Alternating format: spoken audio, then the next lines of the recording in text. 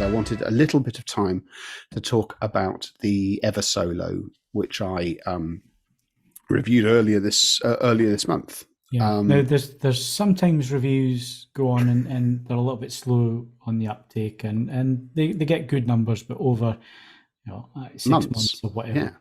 This one, everybody found on it straight away. It's done, I think, over 22,000 views. Yeah, just a whisker under 22 at the time of writing. Yeah. Yeah, people are interested in this one. I wasn't expecting this. I knew it's a good product. I thought it was worth writing about. I did not expect it to go absolutely bananas, but it has. The review is up on the site, as is a truly monstrous comment thread where various comments have been made. First of all, it is as good as I think, and I'm encouraged that there's some early purchasers have weighed in with their thoughts on the product as well, and no one has yet commented that I've got something horrendously wrong. It's worth saying that at the early phase of the comments for the Eversolo, I have awarded it a best in class. I have awarded it a 10 out of 10 score. This is despite the fact that there are certain things which it doesn't either do natively or it has to do certain things as a workaround, most specifically internet radio items. It is possible, and this is an editorial line, it is possible to award something a best in class, best in category sort of item, even when it is not objectively perfect, if it is still essentially blowing everything else remotely similarly priced. This is the thing that we keep having to stress, is that there is no such thing as a perfect product. If you have it in your head that 10 out of 10 is pure perfection, then I'm sorry, but nothing is pure perfection in this world. So you give it a 10 out of 10 because, like Ed says, it blows the competition out of the water. It does something so good that it deserves that mark. It doesn't mean that it does absolutely everything perfectly, because there's no such product. Yeah. And this is the case here. There are one or two things. If you have specialist use cases, please check the review. Please check the comment thread. Loads of questions have been answered.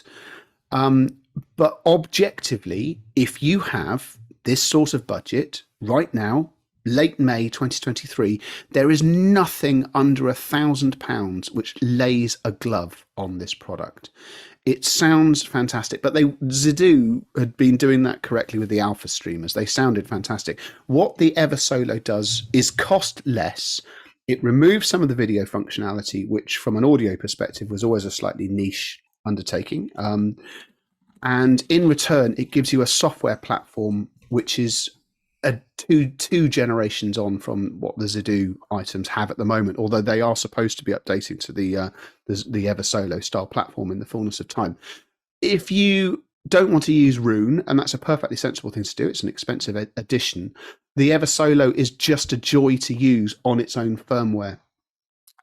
The ability to simply cast the screen onto the device that you're controlling it with, so you have exactly the same menu access and touchscreen functionality that you would if you were physically pressing on the buttons on the screen of the unit itself, is superb. It's been done absolutely perfectly, and it means that the Eversolo can run apps like Apple Music, Amazon, and so on and so forth, where other streamers which are trying to use a sort of native platform undertaking struggle with. They have found a workaround, and it works like a charm. And connectivity is excellent. It's built like a lorry. The biggest impediment I can say to it at the moment is that it does seem to be genuinely quite hard to buy one. The early stocks absolutely just vanished. And I'd love to say that was entirely down to me, but it's rare for something to have quite such unanimity of review across lots of different platforms. People whose opinions I am in a radically different place from. Everyone seems to acknowledge that this thing is just ridiculously good.